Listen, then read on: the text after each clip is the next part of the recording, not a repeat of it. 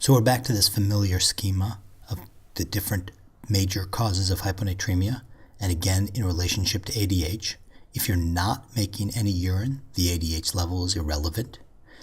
If you are a compulsive water drinker, your ADH is maximally suppressed and you're generating as much urine as possible. And if you're in that middle category, normal water intake with decreased urine output, that is completely driven by ADH. ADH-driven or ADH-dependent hyponatremia. So again, ADH shifts urinary output to be added back to the body and minimizes urine output. This means that even ordinary water intake will exceed urine output. So what is driving the release of ADH in euvolemic hyponatremia? Well, it's not an increase in osmolality, because we're dealing with hyponatremia. They're going to have a decreased osmolality, so we don't need to worry about that. We don't have a decreased perfusion, volume depletion, or hypotension. That's by definition. If you are euvolemic, you're not going to have volume depletion or hypotension. So these don't exist either. So we're in a situation where there are no physiologic stimuli for ADH. This is what's going on with euvolemic hyponatremia. And I think it's important to think of euvolemic hyponatremia in a big way. We're not just talking about that on physical exam you can't detect any volume excess. We're talking about normal volume status today and normal volume status tomorrow. That means patients are taking in sodium and they're getting rid of sodium at the same rate. They are in perfect sodium balance. So if they were to increase their sodium intake, they'd increase their sodium excretion. And if they were to reduce their sodium intake, they'd reduce their sodium excretion. They are living in sodium balance. And this is an important concept to understand euvolemic hyponatremia. The determinants of urine volume. This is the same equation we used when we were doing tea and toast syndrome. Volume equals solute load divided by concentration. In this circumstance, however, these patients have a maximal ADH and it's fixed. So given normal osmolar load of 700 milliosms per day and that urine osmolality, they're going to make 580 mLs. If they drink more than that, they're going to develop hyponatremia.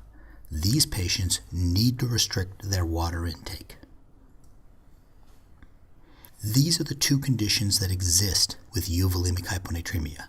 Their water intake exceeds their excretion and their sodium is in balance. So that means their sodium excretion is going to be equal to their sodium intake. So if you take a look at their sodium excretion and you divide it by their water excretion, you're going to get their sodium concentration, their urinary sodium concentration, and it's going to be high. Normal amount of sodium divided by a small amount of water.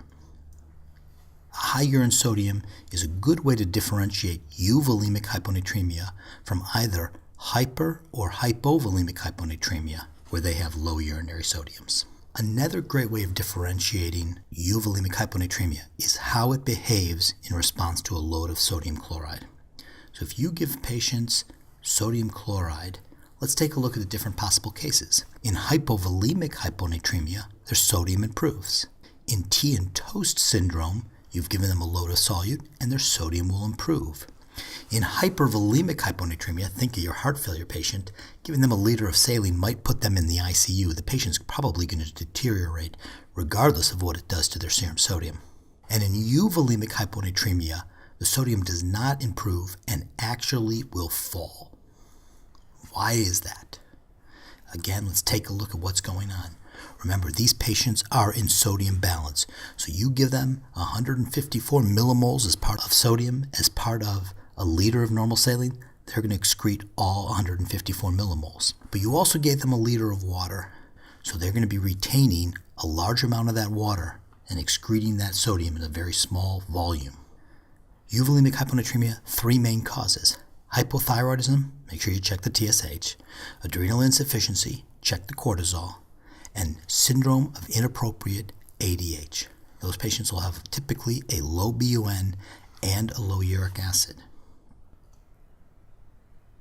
Moving on to the differential of SIADH, you have paraneoplastic disease can cause SIADH. Nausea is a potent stimuli of ADH. Pulmonary disease as diverse as TB, positive pressure ventilation, and pneumonia can all cause SIADH. CNS disease could be a tumor, could be histiocytosis X, could be meningitis. And a variety of drugs. Important ones are the antidepressant SSRIs, antipsychotics, narcotics, DDAVP, oxytocin, and sulfonylureas.